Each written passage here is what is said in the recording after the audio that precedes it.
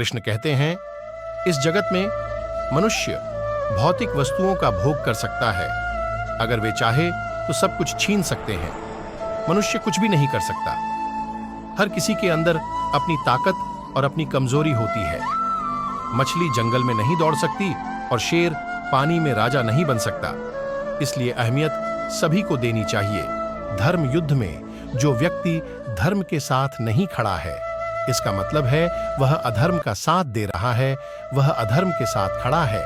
कर्म के बिना फल की अभिलाषा करना व्यक्ति की सबसे बड़ी मूर्खता है। नरक के 3 द्वार हैं, काम, क्रोध और लोभ।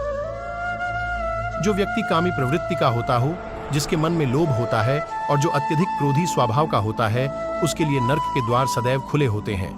अर्थात ऐसे व्यक्ति को तो सिर्फ नरक में ही जगह मिलती है। आप वही हैं जिसमें आप विश्वास करते हैं। आप वह बन जाते हैं जो आप मानते हैं कि आप बन सकते हैं।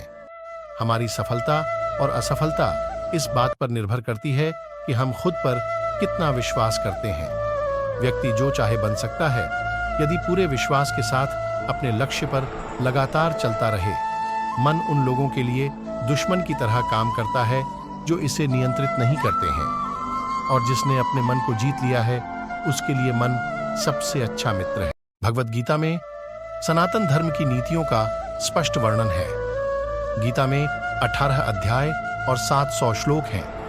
इसी ज्ञान रूपी महासागर की कुछ बूंदें सार के रूप में यहाँ प्रस्तुत की गई हैं। इन बूंदों को ग्रहण करके आप अपने जीवन को आशाओं से भरें और सुख एवं संपन्नता से परिपूर्ण जीवन जिएं।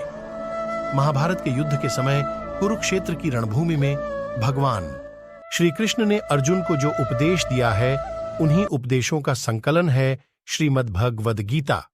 असल में यह उपदेशों का संकलन प्रश्न और उत्तर के रूप में है। अर्जुन कई प्रश्नवाचक चिन्हों के भंवर में फंसे हुए होते हैं और भगवान श्री कृष्ण इन्हीं प्रश्नों का उत्तर देते हुए अर्जुन को इस चक्रव्यूह से बाहर निकालते हैं। भगवद गीता ही है जो आधुनिक युग में समस्याओं से घिरे हुए मनुष्य को एक कर्मशील जीवन जीने के लिए प्रेरित करती है। गीता ऐसे प्रेरणादायक संदेशों का महासागर। इस शरीर का मोह मत करो, यह तो माटी है, माटी में मिल जाएगा। अमर तो आत्मा है जो परमात्मा में मिल जाएगी। लोग अपने शरीर को सुंदर बनाने में लगे रहते हैं, पर आत्मा की सुंदरता शरीर की सुंदरता से कहीं ज्यादा महत्वपूर्ण है।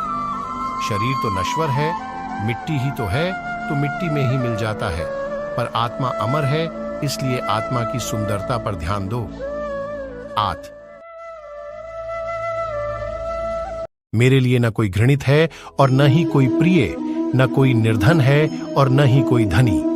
बस जो भक्ति भाव के साथ मुझे याद करते हैं, मैं उनका हूं और वो मेरे श्री कृष्ण उन्हीं के हैं। जो भगवान तो बस प्रेम भक्ति के भूखे हैं। जो भी उनकी भक्ति में लीन होता है, जो भी प्रेम से उन्हें याद करता है, वो सदैव उसका कल्याण करते हैं।